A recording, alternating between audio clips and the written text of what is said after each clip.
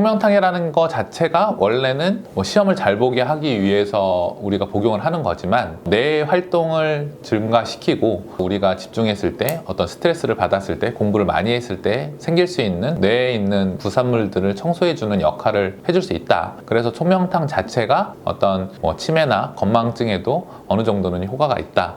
이렇게 볼 수가 있는 거고요. 더 나아가서 그러면 총명탕만 먹어도 되느냐 이렇게 역으로 또 생각할 수가 있는데, 그러면 치매나 건망증이 왜 생기는지를 다시 한 번 더 살펴봐야 되는데, 뇌 자체가 위축이 돼서 치매가 생기는 경우도 있거든요. 그런 거는 영상 검사에 나타나게 되는데, 그때는 사실은 한약을 통해 가지고 치매가 치료가 된다 이렇게 딱 얘기하기는 좀 어려운 면이 있을 수 있어요. 하지만 어떤 영상 검사에는 나타나지 않고 뇌 기질적으로는 어떤 문제가 없는데도 불구하고 어떤 치매나 건망증이 있다고 하면, 이게 결국은 몸 안에 담음 같은 게 저류돼 가지고 우리가 일을 많이 했을 때, 정신을 많이 썼을 때 부산물이 쌓이는 것으로 볼 수도 있는 거거든요. 그래서 순환 기능을 개선시켜 가지고 치매를 해결해 줄 수 있는 이런 약들도 있고, 아니면은 기와 혈이 부족해 가지고 치매가 생길 수도 있으니까 그런 것들을 해결해 주는 한약을 복용하게 되면 치매를 치료할 수도 있고, 또 이런 일들이 일어나기 전에 몸 안의 상태가 어떤지를 먼저 진단해서 예방을 할 수도 있다, 이렇게 볼 수 있습니다.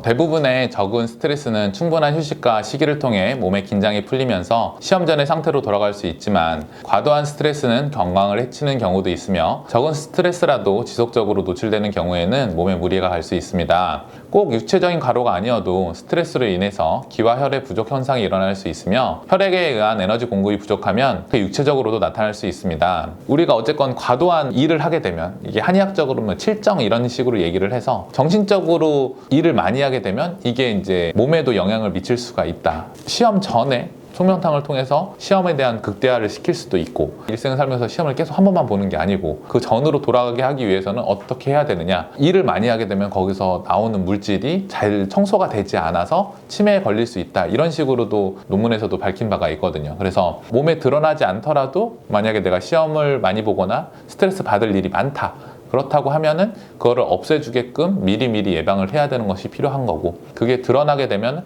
어떤 식으로 드러나게 됐느냐, 그 원인이 뭐냐, 기혈이 부족한 거냐, 아니면 담음이 울체가 된 거냐, 그거에 따라서 어떤 한약을 달리 처방할 수 있다, 이게 결론입니다.